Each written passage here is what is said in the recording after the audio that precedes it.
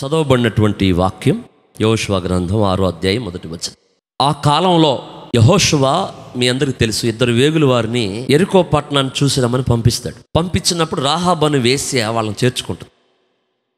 చేర్చుకున్న తర్వాత రాజుకి ఇన్ఫర్మేషన్ వస్తుంది, ఈ ప్రాంతానికి ఎవరో వేగుల వారు వచ్చారు, వాళ్ళు మన గుట్టు తెలుసుకొని మన ప్రాంతాన్ని జయిస్తారు. ఎందుకంటే ఆల్రెడీ వాళ్ళకి ఇన్ఫర్మేషన్ ఉంది. రాహాబు చెప్పింది, మీ భయము చేత మా గుండెలు వణికిని అంది. ఎందుకంటే వీళ్ళు ఆల్రెడీ విన్నారు, ఈ యెరికో పట్టణస్థులు సీహోను ఓగుని ఎట్లా వీళ్ళు హతం చేశారో ఆ విషయాలన్నీ ఆల్రెడీ యెరికో పట్టణపు రాజుకి మనసులో ఉంది. భయంతోనే ఉన్నాడు. అనుకున్నట్లుగానే వేగుల వారు వచ్చారు. వచ్చిన వాళ్ళు రాహాబు ఇంటికి వెళ్ళారు. రాహాబు చాలా హెల్ప్ చేసింది, మీకు తెలుసు. దేవుని స్తోత్రం చెప్పండి. హల్లెలూయా. ఏమంటే రాహాబు కానివ్వండి, బూహాబు కానివ్వండి, ఎవరన్నా కానివ్వండి, దైవ సేవకులకు మేలు చేస్తే వాళ్ళకి ఆ ఫలం వాదు. దట్సాల అంతే. ఇక దాంట్లో వెనక ముందు చూసుకోవద్దు. ఇక అంతే. ఆమె వేశ్య, కానీ సేవకులకు మేలు చేసింది. తర్వాత ఆమె చరిత్రలోకి వెళ్ళింది. హల్లెలూయా. ఇలాంటి విషయాలను చాలా మనం జాగ్రత్తగా తీసుకోవాలి ఈ మాటని. తర్వాత ఆమెను అడిగారు వాళ్ళు, ప్రాణమును తెగించి చెప్పింది. ఈ ప్రాంతానికి వచ్చిన మాట వాస్తవమే, కానీ వాళ్ళు వెళ్ళిపోయారు. మీరు త్వరగా వెళ్తే వాళ్ళని పట్టుకోవచ్చని చాలా చక్కగా నమ్మించింది. వాళ్ళు వెళ్ళిపోయారు. ఆ తర్వాత ఆమె వాళ్ళని బతిమాలుకుంది, అయ్యా మీరు ఈ పట్టణాన్ని నాశనం చేసినప్పుడు మరి నా కుటుంబాన్ని నన్ను కాపాడరా అని అడిగింది. ఖచ్చితంగా అమ్మా, నువ్వు మాకు మేలు చేసావు కాబట్టి మేము మీకు మేలు చేస్తాం. అలా చెప్పండి. హల్లెలూయా. ఎప్పటికీ తోండి ఆమె వాళ్ళకి మేలు చేశాక తిరిగి వాళ్ళకి మేలు జరిగింది జరగలేదా? అంతే. మనం మేలు చేసే ఉద్దేశం అనుకుంటే ఖచ్చితంగా మనకు మేలు జరుగుద్ది, కొంచెం లేట్ అయినా. అయితే మనం చేసే మేలు ఒక ఎంత ఉంటే జరిగే మేలు 100 రెట్లు ఉంటుంది. అయితే మనం చేసేదేమో ఇప్పుడు చేసినట్టు ఉంటుంది, జరిగేదేమో కొంచెం లేటుగా ఉంటుంది. మనం ఇప్పుడు చేసాం కదా, మనకి ఎందుకు జరగలేదు మనకు ఆలోచన వచ్చింది. కానీ ఆలస్యమైన దేవుడు అద్భుతం చేస్తాడు. మనకు వెయిట్ చేసే మనసు, ఓపిక ఉండే మనసు కనుకుంటే ఆశీర్వాదాలన్నీ మనయే, మేళ్ళన్నీ మనయే. మనం వెయిట్ చేయగలిగి, మనం ఎదురు చూడగలిగి, మనం గనక ఆ నిరీక్షణ కనుక ఉండగలిగితే ఖచ్చితంగా దేవుడు కార్యం చేస్తాడు. అసలు మర్చిపోవడానికి ఆయన అన్యాయస్తుడు కాదు. హల్లెలూయా. అయితే ఇక్కడ ఆమె అడిగితే అన్నారమ్మా, మేము ఈ పట్టణాన్ని జయించినప్పుడు నీ ఇంటికి ఒక తొగరి దారం, ఎర్రని దారం కట్టుకో. ఈ దారం కట్టుకుంటే మేము వచ్చినప్పుడు నువ్వే కాదు, మీ అమ్మ కాదు, మీ నాన్న కాదు, మీ కుటుంబ సభ్యులు కాదు, అసలు నువ్వు దారిని పోయేవో దానం తెచ్చి ఇందులో ఉంచినా కూడా వాళ్ళని మేము కాపాడుతాం. నీ ఇంటికి మేము ఇచ్చే ప్రొటెక్షన్ అదని చెప్పారు. దేవుని స్తోత్రం చెప్పండి.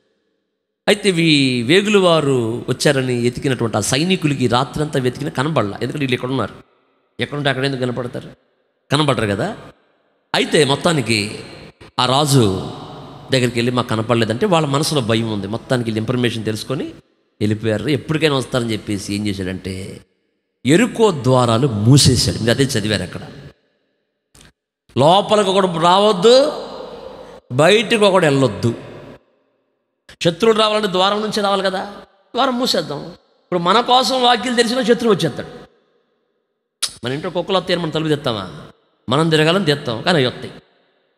అట్లాగే ఇప్పుడు మనం తలుపు తెరిచేది మనం తిరగటానికి, కానీ ఇప్పుడున్న పరిస్థితులు బాగలేదు కాబట్టి ద్వారంలోంచి మనం వెళ్ళినా వాళ్ళు వస్తారు. కాబట్టి మనమే అసలు బయటికి వెళ్ళొద్దు, ఇంకా ఉందాం కొంతకాలం, లోపలే ఉందాం. మనోడు లోపలికి వెళ్ళొద్దు, బయటోడు లోపలికి రావద్దని ద్వారం, పెద్దది యెరికో ద్వారం మూసేశాడు. అప్పుడు యెహోషువకి ఆశ్చర్యం వేసింది. దేవుడు ఈ పట్టణాన్ని మనకి ఇస్తానన్నాడు, వీళ్ళేం ద్వారం మూస్తాడు, వెళ్ళే స్కోపు లేదు, ఎట్లా అని ఆలోచిస్తుంటే దేవుడు చెప్పాడు, అందులో ఉన్న పరాక్రమశాలను కూడా నేను నీకు ఇచ్చేస్తాను, నువ్వు వాళ్ళని జయిస్తావు, నీకు విజయం వస్తుంది, కాబట్టి నువ్వు భయపడొద్దు. అయితే నువ్వు చేయాల్సిన పని అంటే జనాన్ని తీసుకో, పొట్టేలు కొమ్ములకు 7 తీసుకో, యాజకులకి ఇవ్వు. ప్రజలు వెనకాల నడవండి, యాజకులు ఓదుతూ ఉంటారు, ఆపకుండా పోదాలి కొంచెం ఓపికతో. దేవుని స్తుతి చెప్పండి. విజయం రావాలంటే ఏదైనా ఆపకుండా చేయాలి. ఒక పూట ప్రార్థన చేసి ఇక వద్దు, ఇంక నేను చేయాలి దీనికోసం అనకూడదు. బోరొత్తనే ఉండాలి సమస్య తీరే వరకు. 7 రోజులు బోర వదాలి, 7వ రోజు మాత్రం ఇంకొంచెం పెంచాలి మోతాదు. దేవుని స్తోత్రం చెప్పండి. ఎప్పుడైతే సమస్య మన ముందు పోయే ముందు ప్రెజర్ ఎక్కువ ఉంటుంది, గుర్తుపెట్టుకోండి. ఇక అర్థమైందా? మొన్నటిదా పర్లేదు కానీ ఇప్పుడు బాగా ఒత్తిడి ఎక్కువైందని పోతుందని అర్థం. మీరు ఇంక అయిపోయింది అనుకోకండి, నెక్స్ట్ జయం వస్తుందని అర్థం. ఎక్కువ ప్రెజర్ వస్తుంది, ఎక్కువ మనకి టెన్షన్ వస్తుంది, ఎక్కువ మనం బాగా ఇబ్బంది పడుతున్నాం, ఎక్కువగా మనం తట్టుకోలేకపోతున్నాం అర్థం చెప్పనా? దేవుడు మనకి పరాక్రమశాలను కూడా మన చేతికి అప్పగించబోతున్నాడు అర్థం. హల్లెలూయా, హల్లెలూయా. 7 రోజులు యాజకులు వదాలి, మందసాన్ని మోసేవాళ్ళు మందసాన్ని మోయాలి. ప్రజలు చెప్పినప్పుడల్లా ఆర్భాటం చేయాలి. నేను ఈ మాటలో ఒక్క విషయాన్ని చెప్పి ముగిస్తాను, ఎక్కువసేపు వద్దు. యాజకులు బోరలు ఓదాలి ఆపకుండా. కొంతమంది యాజకులు మందసాన్ని మోయాలి. ప్రజలు ఆర్భాటంతో కేకలు వేయాలి. 6 రోజులు యెరికో పట్టణం చుట్టూ ఒక్కసారి తిరగండి. 7వ రోజు 7 మార్లు తిరగండి. నేను చెప్పినప్పుడు మీరు గట్టిగా కేకలు వేయండి, ఆర్భాటం చేయండి, ఆర్భాటం చేయండి. అప్పుడు యెరికో ప్రాకారాలు కూలిపోతాయి, మీరు ఎక్కి వెళ్ళిపోవచ్చు. దేవుని స్తోత్రం చెప్పాను. డోర్స్ క్లోజ్ చేసేసింది సాతాను. మనకు జయము రాకుండా డోర్స్ క్లోజ్ చేసింది. కఠినమైన డోరులు వేయబడ్డాయి మీ జీవితంలో, వెళ్ళటానికి అవకాశం లేదు. కొన్నిసార్లు ఎట్లాంటి పరిస్థితులు దేవుడు మనకు అనుమతిస్తాడంటే, అసలు ఇంత కూడా మనకి ఒక ఇది కనపడదండి, సోర్స్ కనపడదు. ఇంత కూడా అసలు కొంచెం బెజ్జం దొరికితే బాగుంటుంది, చూద్దాం, అంతలో జన దొరకదు, అంతలా డోరేసేసింది. అట్లా ప్రాకారాలని వాళ్ళు కట్టుదిట్టం చేశారు. అసలు ఏమాత్రం కూడా అక్కడ ఇశ్రాయేలీలు ప్రవేశించడానికి అవకాశం లేకుండా కఠినమైన ద్వారాలు వేయబడ్డాయి. ఈరోజు గమనించండి, దేవుని సంఘమైన మనము, దేవుని బిడ్డలమైన మన జీవితాల్లో కొన్నిసార్లు కఠినమైన పరిస్థితులు మనకు వస్తాయి, కఠినమైన ఇబ్బందులు వస్తాయి, భయానకమైన పరిస్థితులు ఆవరిస్తాయి. కానీ అట్లాంటి సమయంలో మనం చేయవలసిన పనులు కొన్ని ఉన్నాయి. దేవుని స్తోత్రం చెప్పండి గట్టిగా, హల్లెలూయా. మనమేమి సొంతగా కూర్చొని ఆలోచించాల్సిన అవసరం లేదు, దేవుడే చెప్తాడు ఆలోచన. హల్లెలూయా. దేవుడే ఇస్తాడు ఒక తలంపు, దేవుడే కలుగ చేసుకుంటాడు కొన్ని విషయాలలో. ఆయన కలుగ చేసుకొని ఆయన ఒక ఆలోచన ఇచ్చేంత వరకు మనం ఏంటంటే దేవుని సన్నిధిని మోకరించాలా. దేవుని స్తోత్రం చెప్పండి. దేవుని సన్నిధిని ప్రార్థించాలా, దేవుని ఆలోచన కొరకు మనం కనిపెట్టాలా. మనం ఎప్పుడైతే దేవుని ఆలోచన కొరకు మనం కనిపెడతామో, ఆకాశం అందన దేవుడు అన్యాయస్తులేని వాడు కాదు. ఆయన ఆకాశం నుంచి ఒక ఆలోచన మనం కలగజేస్తే ప్రతి ప్రాకారాలు కూలిపోతాయి, ప్రతి ద్వారాలు పడబట్టబడతాయి. హల్లెలూయా. అయితే మనం చేయాల్సిన పనులు కొన్ని ఉన్నాయి. దేవునికి మహిమ కలుగును గాక. ఆ దేవుడిచ్చే ఆలోచన కొరకు దేవుని ప్రజలు మనము వెయిట్ చేయాలి. దేవుని స్తోత్రం చెల్లిద్దాం. ఏం చేయాలనేది చెప్పి నేను క్లోజ్ చేస్తాను. ఇది చాలాసార్లు చెప్పే ఉంటాను, కానీ ఇక్కడ కూడా ఇది అవసరమే. దేవుడు యెహోషువకు చెప్పాడు, యెహోషువ ప్రజలకు చెప్పాడు. దేవుని మాటని యెహోషువ చెప్పినప్పుడు ఇశ్రాయేలీలు మిగతా వాళ్ళందరూ కూడా ఆ మాటను ఫాలో అప్ చేశారు. ఒకటే, దేవుడు తన సేవకులకు ఆలోచన ఇస్తాడు, మనం ఆ ఆలోచన తీసుకొని వెనకాల వెళ్ళటమే, ఏం చేయక్కర్లా. అరవండి అన్నప్పుడు అరవండి, తిరగండి అన్నప్పుడు తిరగండి, అంతే. అరవమన్నప్పుడు మనకు అప్పుడు ఓపిక రాదు, తిరగమన్నప్పుడు అప్పుడు ఓపిక ఉండదు. అవునా కదా? కానీ మనకు చెప్పినప్పుడు రావాలి. మన నుంచి ఆలోచన బయలుదేరినప్పుడు మనకు ఆలోచన కలగాలి. ఇశ్రాయేలీలు ఆ మాట ఒప్పుకొని 6 రోజులు తిరిగారు. యాజకులు ఏమవుతున్నారు? బోర్లు. వీళ్ళు ఏం చేస్తున్నారు? మందసాన్ని మోస్తున్నారు. ప్రజలు ఏం చేస్తున్నారు? కేకలు, ఆర్భాటం చేస్తున్నారు. ఈ 3 ప్రాసెస్కి ప్రాకారాలు ఏ మనుషుడు 100 సంవత్సరాలు ప్రయత్నించినా కూడా కూలని ప్రాకారాలు దేవుడు నేలమట్టం చేశాడు. యెరికో ప్రాకారం ఎట్లా ఉంటుందో తెలుసుగా? రాహాబు అనే వేసి ప్రాకారం మీద ఇల్లు కట్టుకుందంట. పెట్టగోడ ఇల్లు కడతారు మీరు? కడతారా? పెట్టగోడని అన్నాగా పెట్ట కట్టుకునేది. అది పెట్టగోడ అంటే పెట్టుండేది. పెట్టగోడ మేము అన్నట్టు ఉంటాం. కానీ ఆ ప్రాకారం మీద ఆమె ఇల్లు కట్టుకుందంటే ఎరికో యొక్క ప్రాకారం అంట 4 రథాలు ఒకసారి వెళ్తాయంట. ఇంక మీరు ఆలోచించండి ఎంత ఉంటుంది ఆ గోడ. ఇట్లా ఇప్పుడు మన మందిరం ఉంది, ఒక రథం పోయిద్దాం, 2 రథాలు పోతాయి. ఇంకొక పెద్దది పోల్చుకోండి, ఇంత ప్రారీ గోడ ఉందంట. ఈ మందంలో కట్టారు, ఇంకేడ పోయేది? చిన్న చిన్న గోడలు అయితే పడగొట్టుకోవచ్చు, అది పెద్ద ప్రాకారం. కాబట్టి అది దేవుడే పడగొట్టాలి. చిన్న చిన్న సమస్యలు మనం జయిస్తామండి, కొన్ని ఉంటాయి మన వల్లగా. చిన్న చిన్నవి మనం చేస్తాం, ఏమన్నా మనం ఆలోచన చెప్పినా, మనం మాట్లాడినా, మనం కూర్చున్నా, మనం ప్రయత్నించినా అయిపోతాయి. కొన్ని మాత్రం అవ్వవు. కొన్నిటికి పెద్ద ప్రాసెసే ఉంటుంది, ఆ ప్రాసెస్లో వెళ్తేనే పని జరుగుద్ది. హల్లెలూయా. కొన్ని చిన్న మనం చిన్న అనుకుంటాం, అన్నిటిలాగా ఇది అనుకుంటాం, అట్లాగా ఇది అనుకుంటాం, ఇట్లాగా అనుకుంటాం. కాదు, కొన్ని కథలో కొన్నిసార్లు ఉపవాస ప్రార్థన కూడా కొన్ని సమస్యలు బావు. కొన్నిసార్లు మనం ఎన్ని ప్రార్థన చేసినా బావు, వాటి కొన్ని ప్రాసెస్లో ఉండాలా. దేవుని స్తోత్రం చెప్పండి. కొన్ని గోళ్ళ మనం కొడితే పాలుతాయి, కొన్ని అవి రావాలి, జేసీపీలు రావాల్సిందే. అవి వస్తేనే అవుతుంది, లేదా మన వల్ల అవుతుంది. అట్లానే దేవుడు కొన్నిసార్లు కలుగ చేసుకోవాలి. దేవుని యొక్క ప్రవేశానికి మనం చోటు ఇవ్వాలి, దేవుని ఆలోచన మనం చోటు ఇవ్వాలి. అన్నిసార్లు మనం తీసుకునే నిర్ణయాల మీద దేవుడు పనిచేయడు. కొన్ని మామూలుగా, ప్రభా నేను బ్రష్ చేసుకోవాలా వద్దా అట్లాంటివి అడగక్కర్లే. ప్రభా నన్ను స్నానం చేయమంటావా అంటే, వద్దమ్మా వద్దు చేయబాకు, వీళ్ళ సంఘం వాళ్ళందరినీ చంపు అంటాడా? అండవు. ప్రభా తలకాయ దూకోమంటే వద్దంటావా? ఇట్లాంటి చిన్న దేవుడు నువ్వు అడగక్కర్లేదు. ఆయన కూడా వాటి విషయంలో పట్టించుకోడు. ప్రభా ఈరోజు ఏం వండుకోమంటావు? నువ్వు బయలుపరచు వద్దు. నో, నీకేది ఇష్టం అది వండుకో, ఏది ఆరోగ్యం అది వండుకో, అనవసరమైన తినకు, కడుపు చెడగొట్టుకో. అది మనకు తెలిసిందే. దేవుడు మనకు ఒక మేనస్ ఇచ్చాడు, మనకు ఒక మనసు. అటు కొన్ని ఉంటాయి, ఆ డిసిషన్ మనం తీసుకోలేము, అవి మనం చేయలేము.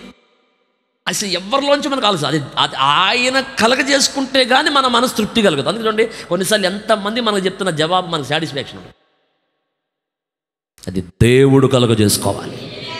దేవుడు కలగజేసుకుంటే మనం చేయాల్సిన పనులు చెప్తాం. అసలు దేవుడు ఎప్పుడు కలగజేసుకుంటాడు? దేవుడు ఎప్పుడు సమస్యలలోకి ఆయన ఎంటర్ అవుతాడు? ఎప్పుడు దేవుని యొక్క ఆ అద్భుతమైనటువంటి ఆయన యొక్క ఆ ప్రవేశం ఉంటుందంటే మనం చేయాల్సిన పనులు ఉన్నాయి. ఆయన చెప్పిన ప్రాసెస్లో మనం వెళ్ళాలి. మీ అందరికి కూడా తెలుసు, యెహోషాపాతు కూడా ఒకసారి యుద్ధం చేయాల్సిన విషయంలో టెన్షన్ పడ్డాడు. అక్కడ అన్నమాట చెప్పనా, అయ్యా ఆ గొప్ప సమూహం అధిగట్టానికి మాకు బలము చాలా, ఏమి చెయ్యాలో తోచలేదు అంటాడు. అసలు అక్కడ మీకు కూడా అట్లున్నారా? ఇక్కడ కూర్చొని అంటున్నారా ఏం చేయాలి తోచట్లే కదా? తోచదు. ఎందుకంటే అక్కడ మనకి తల్ల బద్దలు కొట్టుకున్న ఆలోచన దొరకట్లే. ఎవరిని అడిగినా సరైన జవాబు రావట్లేదు. మీరు ఎప్పుడైనా గుర్తుపెట్టుకోండి, ఏ పాస్టర్ గారిని కానీ విశ్వాసులు కానీ అడిగినప్పుడు మీకు సరైన జవాబు రావట్లేదు అంటే చెప్పినా, దేవుడే నీతో మాట్లాడాలనుకుంటున్నాడని ఆగు, వెయిట్ అండ్ సీ. అది కాదని ప్రయత్నాలు చేస్తే నీకు వచ్చే ఆలోచనలు అన్నీ కూడా సాటిస్ఫాక్షన్ ఆలోచనలు వస్తాయి, కానీ దెబ్బతింటాం. మళ్ళీ మొదటికి రావాల్సిందే, మళ్ళీ ఫస్ట్కి రావాల్సిందే, మళ్ళీ మొదటి పెట్టి నిలబడాల్సిందే మనం. అందుకని ఏంటంటే ఏ ఆలోచన దొరికినప్పుడు దేవుని దగ్గర కూర్చోవాలి మనం. ఒకవేళ నీకు దేవుడు మాట్లాడుతున్న అర్థం కానప్పుడు పరిస్థితుల్లోకైనా దేవుడు ఎంటర్ అయ్యి సెట్ చేస్తాడు. మళ్ళీ ఇది గుర్తుపెట్టుకోండి. ఇక్కడ యెహోషాపాతు ఏమి చేయాలో తోచట్లేదు, బలము సరిపోదు, అసలు ఏంటో నాకు అర్థం కావట్లేదు బాధపడితే ప్రభు చెప్పాడు, నీకు అర్థం కానిది నాకు అర్థమైనది చిన్నదే. పాటలు పాడేవాళ్ళు ఉన్నారా అన్నాడు. ఉన్నారు. కంజర్లు వాయించేవాడు ఉన్నారా? ఓ బ్రహ్మాండంగా చర్చి నుండి ఉంటారు, పాటలు పాడు ఉండరా? వాళ్ళని తీసుకో. మరి సంగీతం వాయించడం ఉన్నారు బ్రో, ఉన్నారు. వాళ్ళందరినీ తీసుకొని పాటలు పాడేవాళ్ళని ముందు వరుసలో పెట్టు, సంగీతం వాయించేవాళ్ళు నెక్స్ట్ రావాలి. అంటే అర్థం ఏంటంటే పాట వినపడాలి, సంగీతం నెక్స్ట్ రావాలని అర్థం. తర్వాత మీరు బయలుదేరండి, బాగా దేవుని గణపరిచే పాటలు పాడండి. ఇంకింతే అన్నాడు దేవుడు. అవునా, అదేంటి ప్రభు అని ఎల్లు చెప్పింది. కంజలతో జయమెట్ వచ్చింది, డ్రమ్ములతో జయం వచ్చింది అనకండి. దావీదు సంగీతం మీద సౌలు దయ్యాన్ని ఎలగొట్టింది ఒకసారి. దేవుడు ఎటు నుంచి పని చేస్తాడన్న కదలిక మనకు తెలిస్తే అసలు మనకు భయం ఏంటి?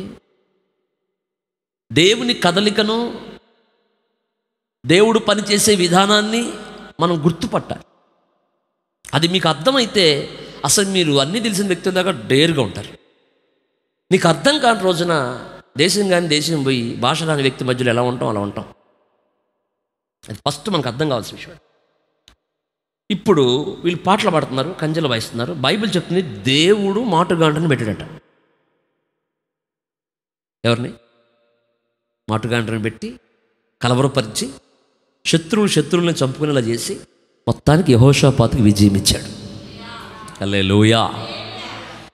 ఇక్కడ ప్రాసెస్ అంటే దేవుడు చెప్పిన విధంగా వెళ్ళడం జయానికి కారణం. దేవుని యొక్క ఆలోచన ప్రకారం వెళ్ళడం విజయాన్ని ఇస్తుంది. ఇప్పుడు యెహోషాపాతు ఇక్కడ యెహోషువకు దేవుడు ఏం చెప్తున్నాడంటే, యాజకులు బోర్లోదాలి, మందసాన్ని మోస్తూ యాజకులు నడుస్తూ ఉండగా దేవుడు జయమిస్తాడు. దేవుని స్తుతి. యాజకులు మందసాన్ని మోస్తున్నారు, ఇశ్రాయేలీయులు ఆర్భాటం చేస్తున్నారు, కొంతమంది యాజకులు బోరలు అవుతున్నారు. హల్లెలూయా. విజయం రావాలంటే సంఘము, దైవ సేవకుడు ఒకటవ్వాలి. ఇదే మీ గుర్తు. పాస్టర్ గారు ఒకటి చెబుతుంటాడు, మీరు ఎనరు, ఇని సావరు. అమ్మ ఇది చేయి మాకనంటే అదే చేస్తాం. ఇంకేడ విజయం? చెయ్యమన్నదేమో చెయ్యం, చెయ్యొద్దన్నదేమో చేస్తాం. అన్ని తల్లకిందులు అవుతాయి వ్యవహారాలు. సేవకులు మంచి చెప్తారు, క్షేమకరమైన విషయాలు చెప్తారు, మీ మేలు కోరుకొని చెప్తుంటారు. అది వినాలి మీరు. నీ మనసుకు అంగీకారం అయిపోయినా, నీ ఇష్టాలకు అడ్డుపడుతున్నా, దైవ సేవకులు చెప్తున్నప్పుడు ఆ మాట విని, అవునయ్యా మీరు మా మేలు కోరుకునేవాళ్ళు, మీ మాట లేకపోతే ఎవరి మాట వింటాం? మమ్మల్ని పరలోకాన్ని తీసుకెళ్ళేవాళ్ళు మీరు, మమ్మల్ని పరలోక రాజ్యం కొరకు సిద్ధపరిచే వ్యక్తులు మీరు మా మేలు కోరుకునే మంచి అయినా ఏదైనా చెప్తారు కాబట్టి మేము ఆ మాటను ఫాలోఅప్ చేస్తామని అంటే కోడలు కాదు, ప్రాకారాలు కాదు, కూలిపోతాయి అంతే. అల్లుడు చెప్పండి, అది మీకు తెలియాలి. మోషే ఇశ్రాయేలు మాట మీద బయలుదేరి వెళ్ళినప్పుడు సముద్రం పాయలేంది. యెహోషువ ఇశ్రాయేలు బయలుదేరినప్పుడు యొర్దాను ఏకరాశిగా నిలబడింది. సమూయేలు ఇశ్రాయేలు మిస్పాలో కూడుకొని యుద్ధం విషయంలో ప్రార్థన చేసుకున్నప్పుడు యెహోవా ఎబినేజర్గా ఉండి యుద్ధంలో జయమిచ్చాడు. అక్కడ వాళ్ళందరూ కూడుకొని బావి దగ్గర ప్రార్థన చేసి సమూయేలు చెప్పాడు, మీరు మేకపిల్లని తీసుకొని రండి, బావిలో నీళ్లు పోయండి, ఉపవాసం ఉండండి, వెరిగినలిగిన మనసుతో ప్రార్థన చేద్దాను. ప్రార్థన చేశారు, అక్కడ విజయం వచ్చేసింది. మీరు ఎక్కడన్నా చూడండి, సంఘము దైవ సేవకుడు ఆలోచన గౌరవిస్తే ఆ సంఘమైన ఆ సేవ అయినా అభివృద్ధి అయింది. ఎక్కడ సేవకుడు డిస్టర్బెన్స్ అవుతాడంటే మాట వినని వాళ్ళని బట్టి. మోషే నాయకత్వంలో అన్ని సంవత్సరాలు ఎందుకు పట్టిందంటే మధ్యలో ఒక గొడవ వచ్చిందంటే కనీసం కొన్ని నెలల ప్రయాణం అయిపోతుంది. మీకు తెలుసుగా, నేను వెళ్ళిన కొత్త విషయాలు ఏం చెప్పట్లే. ఒక చిన్న ప్రాబ్లం, ఆ కోరాహు, అభిరామ్, దాత అనే ముగ్గురు లేచారు మోషేకి వ్యతిరేకంగా. అక్కడ ఒక పెద్ద డిస్కషన్, అది కొన్ని రోజులు పట్టింది. చివరికి వాళ్ళని పాతాలని పోయిన దాకా మళ్ళీ ప్రయాణం అయిపోయింది. ఇట్లా ఉండకుండా కాస్త మైండ్ ఉపయోగించి అందరూ కూడా మా ఇష్టాలకి సేవకుడు అడ్డుపడుతున్నాడు, మా ఒపీనియన్లు నెరవేరట్లేదనే ఆ అహంకారాన్ని పక్కన పెట్టేసి కాస్త దీన మనసుతో, కాస్త విరిగిన మనసుతో చక్కగా విషయాలను ఇది చేసుకుంటే అసలు సంఘం ఎంత విజయం పొందిద్ది. అది తెలియట్లేదు ఈరోజు దేవుని బిడ్డలకి. దేవుడు చెప్పాడు, అయ్యా 7 రోజులు తిరిగితే పాకరాట కొడతాయి, పారా పలుగు పట్టుకోవాలి కానీ అన్నారు ఎవరన్నా? ఎంత కోళ్ళు ఎట్టకొలుతాయి అయ్యారు ఎంత కోళ్ళు ఎట్టకొలుతాయి? ఇది బోర్లు ఉత్తే పడిపోతాయా అనేవాళ్ళు లేరు అందులో.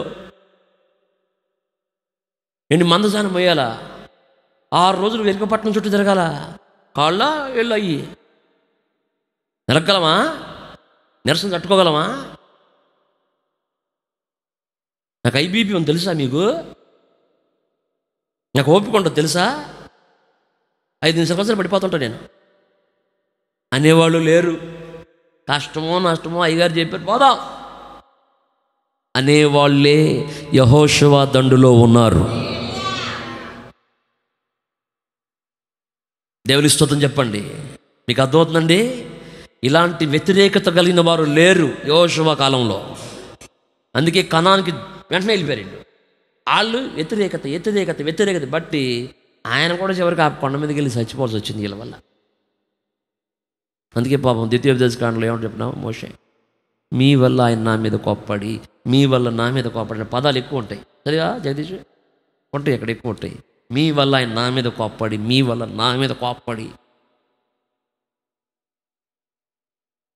వీళ్ళు తప్పు చేసినప్పుడు ఈయన వెనకేసుకొస్తాడు, ఆయన మీద కోపం వస్తుంది. వాళ్ళు మంచి చేసినప్పుడు ఈయన కోపం వస్తుంది, ఆయన వస్తాడు. అసలు ఇట్లా ఒక యూనిటీ సేవకునికి సంఘస్థునికి మధ్య లేదు. దురదృష్టం అండి అసలు ఈరోజు. అసలు సేవకుల బాధ అదే. సేవకులు ఆరోగ్యాలు పడడానికి కారణం సంఘాలే.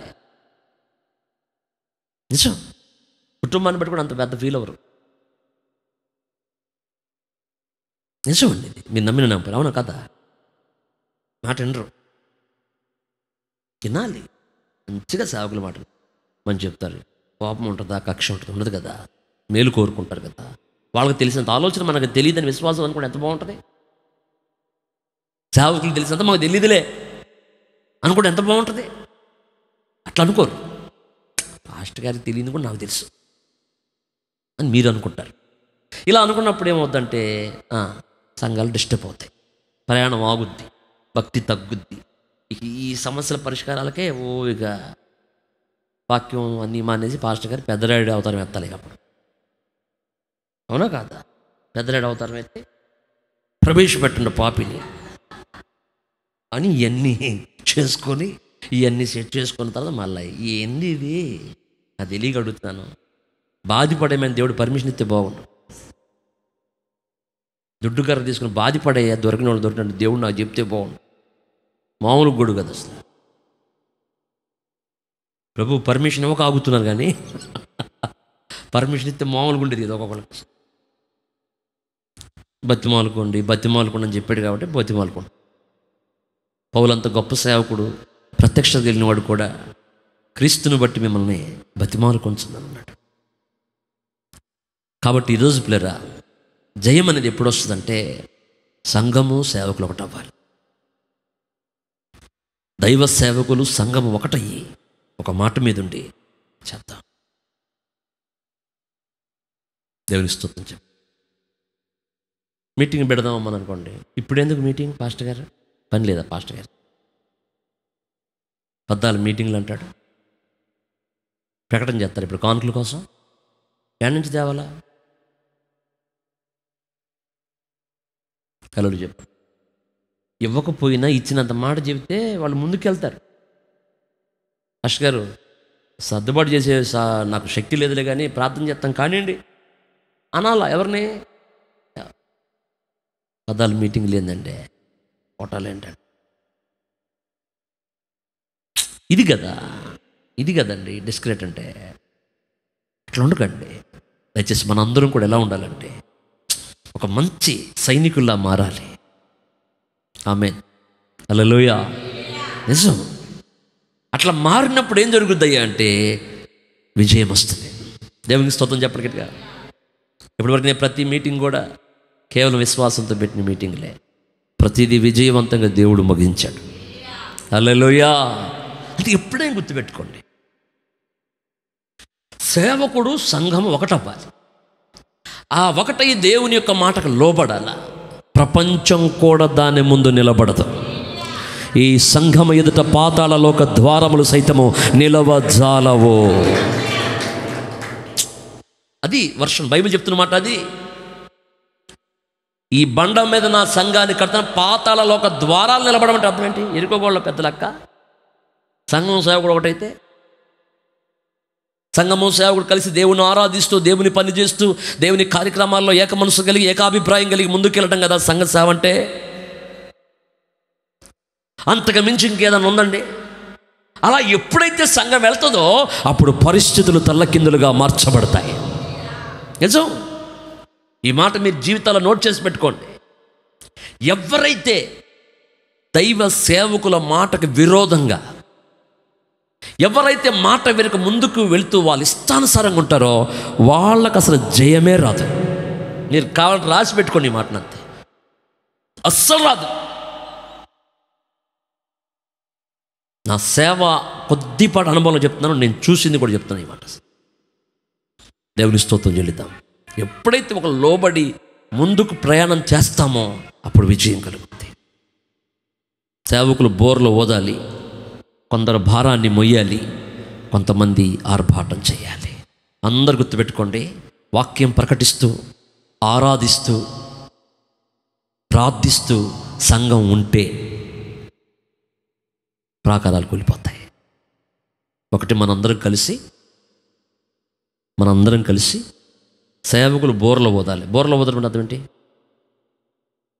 వాక్యాన్ని ప్రకటించాలి, మానక ఆపకుండా బోర ఓదాలి, చెప్తూనే ఉండాలా. 2, మందస్సాన్ని కూడా మోయాలి సేవకులు. దేవుని మందసం అంటే మన ప్రభువే మందసం. యేసుక్రీస్తు ప్రభువే కొత్త నిబంధన మందసం. హల్లెలూయా. 3, ప్రజలు ఆర్భాటం చేయాలంటే ప్రార్థనలు చేయాలి, ఆరాధన చేయాలి. ఇలా సంఘం విజయానికి కారణం ఆరాధన, విజయానికి కారణం వాక్యం, విజయానికి కారణము యేసుక్రీస్తు ప్రభు. ఇవన్నీ కలిగి సంఘం ముందుకు వెళుతున్నప్పుడు ద్వారాలే కాదు, ప్రాకారాలు కూడా కూలిపోతాయి. స్వతంత్రించుకోవచ్చు. దేవుని స్తోత్రం చెప్పి. అందుకనే ఏదో నాకు వచ్చిన ఆలోచన బట్టి చెప్తున్నాను. రేపు ఆదివారం అనుకున్నాను, ఆదివారం మా గ్లోబల్ డే ప్రేయర్ ఉంది, ప్రపంచ ప్రార్థన దినోత్సవం, రేపు సండే. సోమవారం నుంచి మళ్ళా ఆదివారం రాత్రి వరకు 7 రోజులు ప్రార్థన పెట్టాలన్నది నా ఆలోచన. 7 ఏందయ్యా 17 ఏందయ్యా అంటారేమో. నో, నా మనసులోకి వచ్చింది, నేను చేద్దాం అనుకున్నాను. 7 రోజులు, మండే స్టార్ట్ చేస్తా, సండే ముగిస్తా. దాని యొక్క కార్యక్రమాలన్నీ మీకు ఆదివారం ప్రకటన చేస్తాను. సేవకులు ఎవరిని వస్తారా లేకపోతే నేనేనా అని. 7 రోజులు నేనే చెప్తే వస్తారు.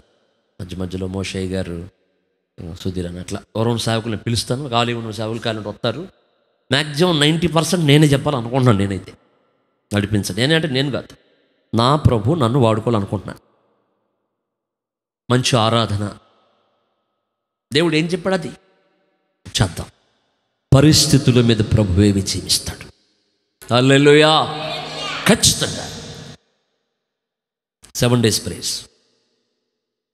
ఎందుకంటే మన దేవుడు మనకున్నాడంటే మనం కలవరపడాల్సిన అవసరం లేదు. అపవాది చేస్తుంది, దారి లేదుగా, నీకు దారి లేదుగా, నీకు సోర్స్ లేవుగా, నీకు హోప్ లేదుగా, ఇంక లేదు, ఇంక సీనియర్, అట్లాంటి మాటలన్నీ ఎవరు చెప్తారు? మనల్ని బలహీనపరచడానికి అపవాది మన దగ్గర తీసుకొచ్చేటువంటి పదాలన్నీ కూడా ఎంత బాగుంటాయో బలహీనపడటానికి. కానీ ఎన్ని మాట్లాడినా ప్రభు చెప్పే ఒక్క మాట చాలు. నాతో నీవు మాట్లాడినచో నే బ్రతికేదను ప్రభు,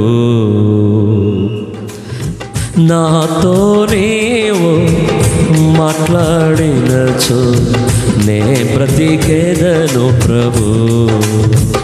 నా ప్రియుడా, నా హితుడా, నా ప్రాణనాథుడా, నా రక్షక, నా ప్రియుడా, నా హితుడా, నా ప్రాణనాథుడా, నా రక్షక, నాతో నీవు మాట్లాడినచో నే బ్రతికేదను ప్రభు. ఒక్క మాట చాలు, ఒక్క మాట చాలు, ఒక్క మాట చాలు ప్రభు. ఒక్క మాట చాలు ప్రభు, ఒక్క మాట చాలు ప్రభు. నాతో నీవు మాట్లాడినచో నే బ్రతికేదను ప్రభు. హల్లెలూయా. 1,00,000 మంది బంధువులు మనకు సలహా ఇవ్వక్కర్లా, 1,000,000 మంది లోకస్తులు సలహా ఇవ్వనా, నా దేవుడు ఒక్క మాట, ఒక్క మాట, భయపడమాక నేనున్నానని చెప్పమను. ప్రపంచంలో ఎవ్వడు ఎదురొచ్చినా మన తల కాదు కదా, మన తలలో వెంట్రుకు కూడా వణకదు. ఆయన చెప్పాల. అలా చెప్పండి గట్టిగా. అందుకే మనం ప్రభు మాట కొరకు వేచి ఉండాలి. అందుకే పేతురు అంటాడు, మీ మాట వినడం శ్రేష్టమా, నా దేవుడు మాట వినడం శ్రేష్టమా? ప్రభు మాట వినాలి. గట్టిగా చదువు. అందుకే మనందరూ గుర్తుపెట్టుకోవాల్సిన విషయం, బహు జాగ్రత్తగా ఉండాలి. తిన్నారు దేవుడు మాట్లాడే మాట శూన్యంలో సృష్టిని కలుగజేసింది. ఆయన మాట్లాడితే లేనిది పుట్టిద్ది, ఉందిపోద్ది, ఉన్నది లేనట్టుగా లేనిది ఉన్నట్టుగా ఆయన చేస్తాడు. కాబట్టి ఆయన మాట కొరకు మనం వేచి ఉండాలి. ఆ ప్రభువే ఈరోజు మీకు వాక్యం ద్వారా మాట్లాడుతున్నాడు. దైవ సేవకులు సంఘము ఒకటై ప్రార్థించాలి. ఒక్క మనసు. ఇప్పుడు నేను ఒకటి చెప్పాను అనుకోండి, అది మీరు ఇదాకైతే బాగు అనకూడదు. దానికి మీ మనసు కలిపేయాలి. దావీదు యోనాతాను మనసు కలిసింది కాబట్టి 2 మేలు జరిగినాయి అక్కడ. ఒకటి దావీదు సేవ అయ్యాడు, రెండోది యోనాతాను చచ్చిపోయి తన పిల్లలు సేవ అయ్యారు దావీదు ద్వారా. మేము మనసు కలిస్తే మీకు మేలు, మాకు మేలు. అది తెలియదు సంఘస్థులకి. ఆస్టగా అట్లా చెప్తాడు, మేము అట్లా అనకూడదు. దావీదు సేవ అయ్యాడా, తాత్కాలికంగా ఆయన ప్రాణం రక్షించబడింది యోనాతాను చెప్పిన సలహాలకే. మా నాన్న నీకు ఇవాళ స్పాట్ పెట్టాడు, భోజనం కాడ నిన్ను వేసేపోతున్నాడు, జాగ్రత్త అని చెప్పింది యోనాతానే. దావీదు తప్పించుకున్నాడు, బాగులేదు ఒంట్లో అని, జ్వరం వచ్చింది నాకని ముసుకేసుకుని పడుకున్నాడు. అవునా కదండి, కాపాడబడాలి లేదా? నెక్స్ట్ యోనాతాను పాపం చనిపోయాడు. చనిపోయాక దావీదుకి ఒకరోజు గుర్తొచ్చింది, నాకు మేలు చేసిన కుటుంబం కదా, కిడి చేసింది పక్కన పెడదాం, ఎంతైనా మేలు చేశారు కదా అని చెప్పేసి యోనాతాన్ని బట్టి నేను ప్రత్యుపకారం చేయుటకు సౌలు కుటుంబీకులు ఎవడన్నా బ్రతికున్నాడా అని అడుగుతున్నాడు. ఎవరు వాళ్ళు అన్నారు, అయ్యా హృదయ బారులో మాకీరింటి దగ్గర మెఫీబోషెత్ అని ఒక వ్యక్తి ఉన్నాడు, అతను కుంటివాడు, యోనాతాను కొడుకు, దావీదుకి ప్రాణం లేచి వచ్చింది అని అతన్ని తీసుకొచ్చి తన బల్ల దగ్గర కూర్చోబెట్టి జీవితకాలం అతన్ని పోషించేటట్లుగా అన్ని ఏర్పాట్లు చేశాడు. ఎప్పుడే గుర్తుండే, సేవకులతో మన మనసుకు వెళ్ళినప్పుడు, మన మనసు సేవకులప్పుడు మీకు మేలు జరుగుద్ది, మాకు మేలు జరుగుద్ది. మనం మన కాళ్ళతో మేలు తొక్కడం అంటే, ఎవడు కొమ్మ నరుకోవడం అంటే ఇదే. సంఘస్థులు చాలామందికి ఇది ఉండదు. మనుషులు పెరుగుతున్నారు కానీ ఇది పెరగట్లా. స్కానింగ్ తీసినా గుజ్జు ఉండట్లేదంట వాళ్ళకి, మైండ్లో ఉపయోగం లేదు వాళ్ళకి. తలకాయ ఎంత ఉంటుంది, ప్రయోజనం ఏముంది? సరైన ఆలోచన లేకపోతే ప్రయోజనం ఉందండి. యుక్తిగల ఆలోచన లేకపోతే, దైవికమైన ఆలోచన లేకపోతే ఇక మనం ఏం చేసినా ప్రయోజనం ఉంది. దేవుని ఆలోచన కావాలి మనకి. ఇక్కడ అందరికీ దేవుని ఆలోచన తీసుకోవాలంటే మన వాక్యంలోంచి దేవుడు ఇస్తాడు. ఏది ఖ్యాతి కలిగింది, ఏది మరి హీనమైనది దేవుడు మనకు బయలుపరుస్తున్నాడు. ఏది మంచిది, ఏది చెడ్డదని ప్రభు మన ముందు పెట్టాడు. మనం ఎట్లాంటి నిర్ణయాల్లోకి వెళ్ళాలనేది దేవుడు మనకు ఒక ఆలోచన చెప్పాడు. బైబిల్ మనకి ఒక మాదిరికరమైన జీవితాన్ని వదిలిపెట్టింది. లోకం మాదిరి కాదు మనకి, లోకస్తుల మాదిరి కాదు మనకి, లోక పరిస్థితులు మనకు మాదిరి కాదు. ఏమంటే లోకంలో ఉన్నాం కదండి, ఉంటే వాళ్ళ మాట వినాలా? నో, లోకంలోంచి మనం ప్రత్యేకించబడ్డాం, చీకట్లోంచి వెలుగులోకి వచ్చాం. ఆశ్చర్యకరమైన తన వెలుగులోకి ప్రభు మనల్ని పిలిచాడు. ఆ పిలిచిన వారిని గుణాతిశైన ప్రకటించడానికి రాజులైన యాజక సమూహంగా, ఆయన సొత్తైన ప్రజలుగా ఆయన మనల్ని ఏర్పరచుకున్న వంశంగా చేశాడు ఆయన. హల్లెలూయా. ఈరోజు ఎందుకు క్రైస్తవులకు హింసలు, ఎందుకు దైవ సేవకులు అంటే కొడుతున్నారు? వాళ్ళతో మనం ఏకీపించం కాబట్టి. మీరు చూసే ఉంటారు, పాస్టర్ గారిని బట్టలోడ తీసి బోర్లా పడుకోబెట్టి ఆ పెద్ద కర్ర తీసుకొని బాతుంటే అరుస్తున్నాడు. ఆ వీడియో నా దగ్గర కూడా ఉంది. సేవకుని బోర్లా పడుకోబెట్టి బట్టలన్నీ ఓడ తీసేసి ఎట్లా కొడుతున్నాడు. ఎందుకు? ఆయనకి దేవుని కోసం నిలబడబట్టే కదా. వాళ్ళు హింసలు పడాలా, మనం హింసలు పడకుండా అందరితో రాజీ పడిపోయి ఉంటాం మనం. చెప్పండి. సేవకులను తన్నులు తింటుంటారు, సాగు కొట్టబడుతుంటారు, వాళ్ళేం ప్రాణాలు అర్పిస్తూ ఉంటారు. మనమేమి ఇక్కడ కూర్చొని అందరితో రాజీ పడిపోయి అందరినీ మెప్పించుకుంటా, అందరిని సంతోషపెట్టుకుంటా, అందరికి అవకాశవాదులుగా మారుకుంటా, అందరికి అనుకూలమైన బతుకుతూ వాళ్ళు బాధపడకూడదు, వీళ్ళు బాధపడనుకుంటా ప్రజల యొక్క సంతోషాలు కోరుకొని సర్వశక్తిగా దేవుని బాధిస్తామా? ఇది లోకం వరకు చెల్లిద్దేమో కానీ పరలోకం దాకా వచ్చే పరిస్థితి కావి అన్నీ. దేవుని ప్రజలంటే దేవుని కోసం వాళ్ళు జీవించాల. కష్టమైన, నష్టమైన, ఇబ్బంది అయినా, ఇరుకైన రక్షణ పొందిన రోజే దేవునికి మాటిచ్చాం మనందరం. అంతేగాని అట్లా ఉండకుండా మనం ఎట్లయిపోతున్నాం అండి? దేవుని మాట వినాలా, దైవ సేవకుల మాట వినాలా, సంఘం ఒకటిగా ఉండాలా. అప్పుడు ఈ సంఘం ఎదుట పాతాళం నిలబడదు. హల్లెలూయా. మీరు నమ్మండి, ఈ పేటలు మొత్తం మనయే. దేవుని స్తోత్రం చెప్పండి గట్టిగా. ప్రజలు మొత్తం మనోళ్ళే. ఇస్తాడు దేవుడు, చేస్తాడు కార్యాన్ని. నమ్మగలగాలి. అలా ఆ యూనిటీ కావాలి.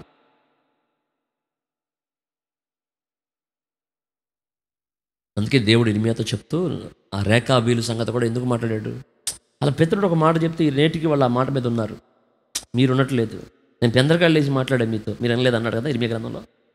రేఖాబీలకి వాళ్ళ పితరుడే చెప్తే, యెహోవా దాపు ద్రాక్షావళినైనా ద్రాక్షాత్యకు సంబంధించి ఏది తినొద్దు, తాగొద్దు, గుడారాలు వేసుకోమాకండి, సొంత ఇల్లు కట్టుకోమాకండి, గుడారాల్లో బతకండి అని చెప్తే వాళ్ళ పితరుడు చచ్చిపోయినా కూడా నీటికి అట్లా ఉంటారంట వాళ్ళు.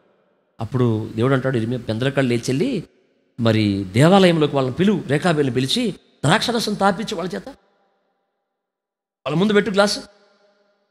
వాళ్ళు తాగరు. దేనికంటే మా పితరుడు చెప్పాడు. రేఖాబీలు కొల పితరుడు చెప్పిన మాట నేటి వరకు నిలిచి ఉన్నది. నా ప్రజలతో నేను పెందలకాడ లేచి నిలిచి మాట్లాడిన సంగతి లేవి అన్నాడు దేవుడు. వాళ్ళ పితరుడు మాట వాళ్ళంతా లోబడితే దేవుడినైనా నేను ప్రవక్తలను పంపించే మాట ఎందుకు లోబడలేదు? అందుకనే రేఖాబీలుకి నా సన్నిధిని నిలుచు భాగ్యమిత్తును అన్నాడు. హల్లెలూయా, హల్లెలూయా. జస్ట్ అవుట్లైన్ చెప్పి వెళ్ళిపోయాడండి పితరుడు. అసలు ద్రాక్షారసం సంబంధించి తాగమాకండి, తినమాకండి, సొంత ఇల్లు కట్టుకోమాకండి, మీ కొరకు మీరేం చేయమాకండి, గుడారాల్లో బతికినంతకాలం అన్నాడు. వెళ్ళిపోయాడు, చచ్చిపోయాడు. ఆ మాట ఆయన పోయినా వీళ్ళు నిలబెట్టారు. కానీ సేవకుడు చచ్చిపోయినా ఆ మాట నిలబడి ఉండాలి. అంతే, ఆ మాట నిలబడి ఉండాలండి. అది సంఘం అంటే. సేవకుడు చూస్తున్నప్పుడు ఒకలాగా, చూడనప్పుడు ఒకలాగా, ముందు ఒకలాగా, వెనకొకలాగా, హృదయంలో ఒకటి, పైకొకటి, పబ్బాలు గడుకునే పరిస్థితులు చేయకూడదు. అలాంటి వాళ్ళకి జయం ఉండదు. తాత్కాలిక సంతోషాలు మాత్రమే.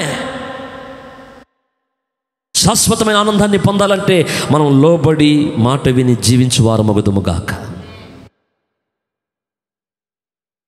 గట్టిగా చూద్దాం. హల్లెలూయా. అందుకని ఇప్పుడు వాక్యం మీరు గుర్తుపెట్టుకోవాల్సిన విషయం ఏంటంటే, ఆయన సన్నిధిలో మనం నిలబడాలి, దేవుని మాట గౌరవించాలి, సంఘం దేవుని సన్నిధిలో అలా ఉండండి. మీరు చూడండి, రాసుకొని పెట్టుకోండి ఈ మాటని. దేవుడు ఏం చేయబోతున్నాడు చూడండి. మా పాస్టర్ గారు చెప్పిన మాట మాకు అని ఒక మాట నిలబడి అందరం కలిసి ఒక యూనిటీగా ఉండి మనందరం ప్రార్థన చేసి పొట్టాలు పెట్టి పొద్దున టైం టు టైం అన్నిట్లో మీరు బెదలండి. మీ పనులన్నీ, మీ ఆలోచనని పక్కన పడేసేసి దేవుని మాట నిలబడండి. ప్రభు మీకు మేలు చేయబోతున్నా అన్నాడు. అది ప్రాసెస్ అండి, ప్రాసెస్. మోషే మాట వెనకే ఇశ్రాయేలు అన్ని తగాదాలు. వెనకే అన్ని సమస్యలు. అందుకే దేవుడు ఏమన్నాడు, లోబడడం వల్ల ప్రజలకు శ్రమ. ఎందుకంటే నా లోబడట్లేదు, ఆయన తీసుకొచ్చేస్తుంది.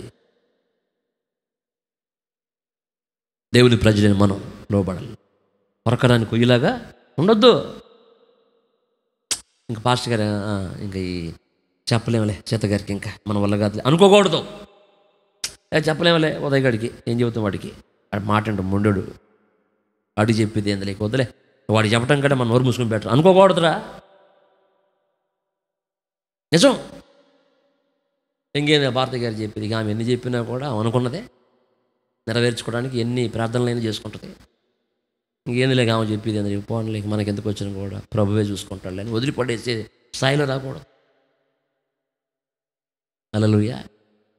మనసెరిగి పనిచేయటం లోతైన అనుభవం. ఆమేన్. మనసెరిగి పనిచేయటం లోతైన అనుభవం. అలా చెప్పండి. అలాగని మిమ్మల్ని అన్నిటికీ మేమే డిస్టర్బ్ చేయం.